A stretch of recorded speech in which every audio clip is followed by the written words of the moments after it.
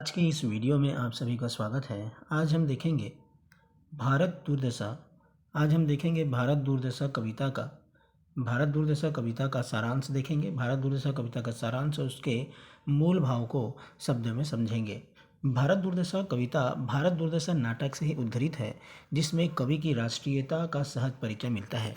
कवि ने इसमें राष्ट्रीयता की भावना दिखाया है। प्रोफेसर सरी कुमार ने लिखा है कि इस कविता में भारत के गौरवोज्ज्वल अतीत का स्मरण दिलाते हुए कवि ने ब्रिटिश शासनाधीन भारत का एक करुण और दीन चित्र खींचा है। इसमें अंग्रेजों की शोषण नीति का संकेत करते हुए कवि ने भारत की वर्तमान दशा पर गहरा पश्चाताप और दुख व्यक्त किया है। किंतु भारत की दुर्दशा के चित्रण में भारत ने जो कौशल अपनाया है वह ध्यान देने की चीज है। आगे है, सबसे पहले उन्होंने वैषम्य पद्धति के द्वारा भारत की दुर्दशा का चित्रण किया है।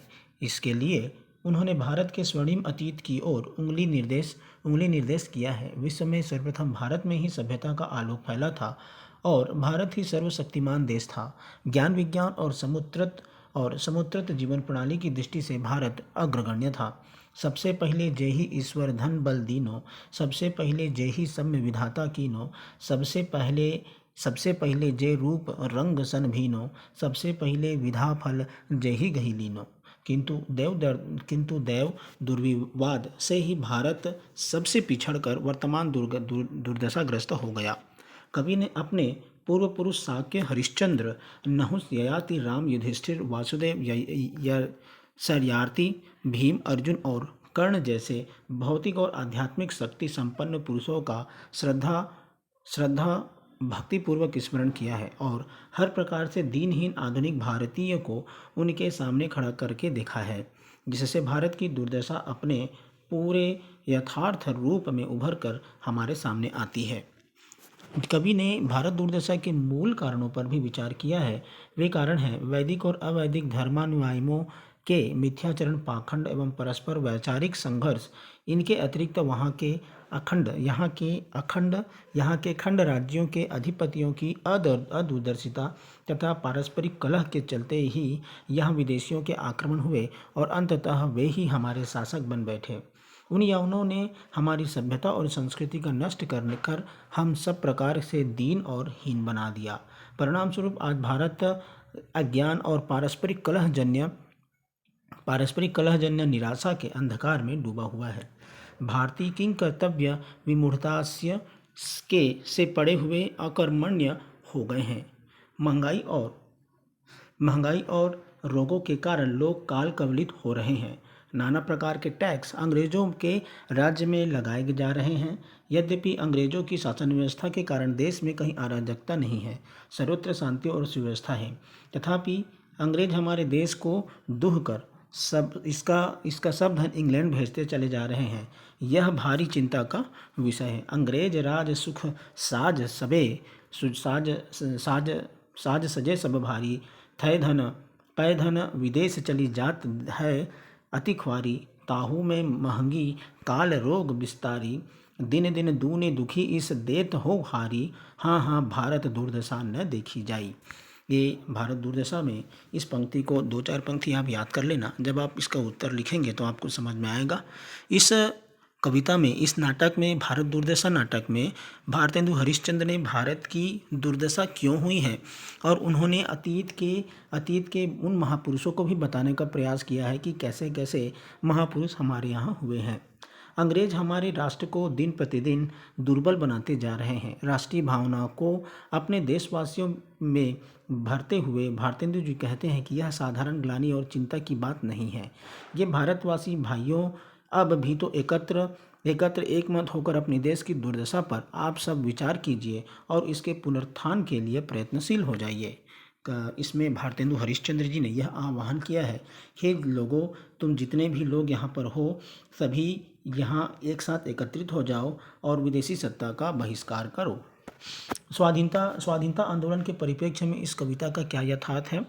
ये एक ऐसा क्वेश्चन इसमें आ सकता है।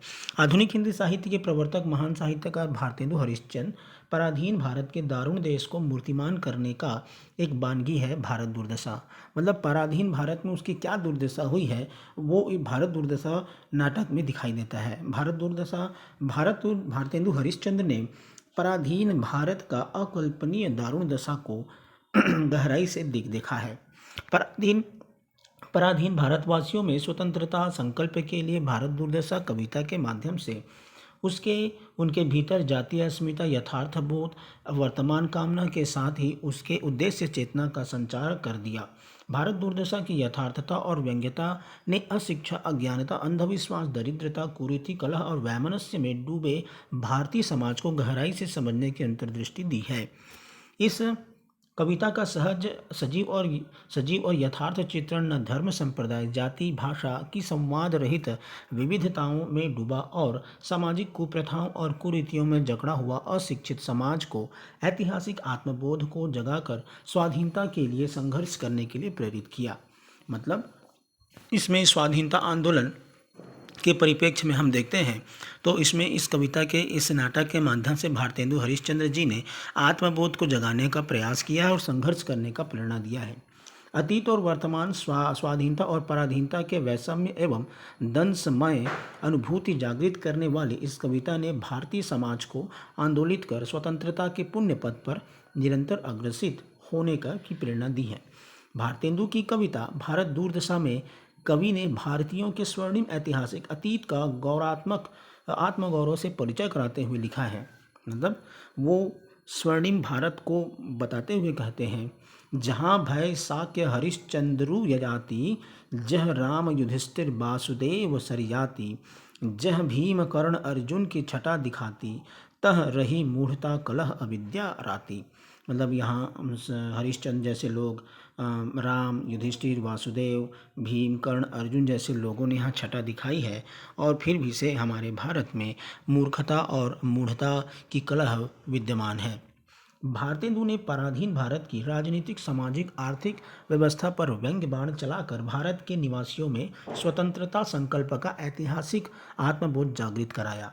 इस कविता के ऐतिहासिक आत्मबोध, कटाक्ष, व्यंग, ताजगी और मौलिकता के गुणों ने अपनी सार्थकता का परिचय देते हुए स्वतंत्रता का बिगुल फूंकने के लिए भारतीय समाज को उत्साहित तथा जागृत किया है। मतलब भारतीय समाज को इन्होंने जागृत करने का प्रयास किया है ताकि वो जागृत हों और स्वतंत्रता संग्राम में वो प्रेरित हों और लोगों को जागरूक करें। सदियों